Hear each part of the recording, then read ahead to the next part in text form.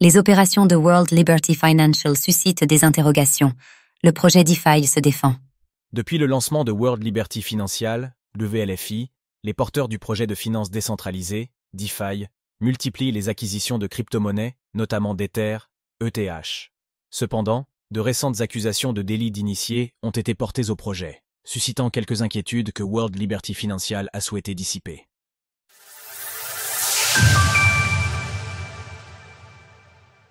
World Liberty Financial accusé d'avoir contacté des teams pour leur vendre ces tokens. Ce n'est pas un secret.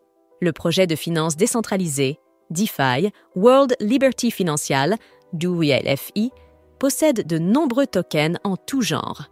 En tout, plusieurs centaines de millions de dollars en crypto-monnaies sont stockés dans SA Wallets. CES dernier jour, un article de presse publié par le média Blockworks a mis en avant les propos de personnes dont l'identité n'a pas été révélée. Ces dernières ont affirmé que l'équipe derrière le projet crypto concluait des accords avec des blockchains afin qu'elles achètent son token natif, le WLFI.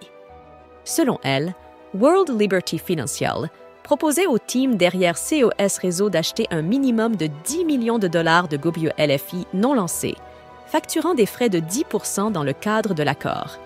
En retour, les porteurs du projet se seraient engagés à acheter la même quantité de tokens natifs des blockchains en question.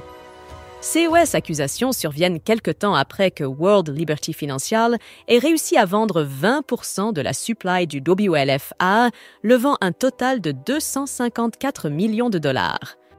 Souhaitant surfer sur l'intérêt grandissant autour de son token natif, les porteurs du projet avaient vendu 5 milliards de tokens supplémentaires à un prix 3 fois supérieur à celui proposé initialement.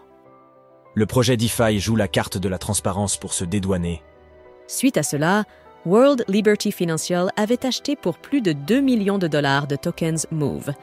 Dès lors, des rumeurs ont commencé à apparaître, selon lesquelles le Department of Government Efficiency, GOVE, étudierait la possibilité d'utiliser les technologies de Movement Labs pour réduire les dépenses du gouvernement américain. Rapidement, plusieurs membres de la communauté crypto ont accusé les porteurs du projet DeFi, ainsi que Movement Labs, de délit d'initié. Rushi Munch, fondateur de Movement Labs, avait alors nié les allégations de délit d'initié.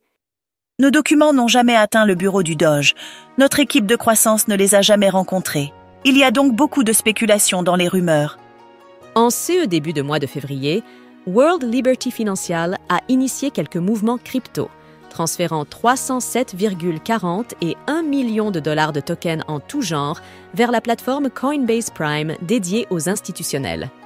En parallèle, 20 000 Staked Ether, ST Ethereum, ont été retirés par les porteurs du projet pour les convertir en ETH. Se sachant accusé, World Liberty Financial a pris la parole sur le réseau social X pour justifier CS Mouvement et répondre en parallèle aux récentes allégations. Nous effectuons des mouvements routiniers de nos avoirs en crypto-monnaie dans le cadre de la gestion régulière de notre trésorerie, pour le paiement de frais divers, ainsi que pour répondre aux besoins en fonds de roulement. Pour être clair, nous ne vendons pas de tokens. Nous allouons simplement des actifs à des fins commerciales ordinaires. Ces actions font partie du maintien d'une trésorerie forte, sécurisée et efficace. Pas besoin de spéculer. Tout cela fait partie des pratiques standards pour la gestion des opérations chez WLFI. Retrouvez toutes les actualités crypto sur le site cryptost.fr.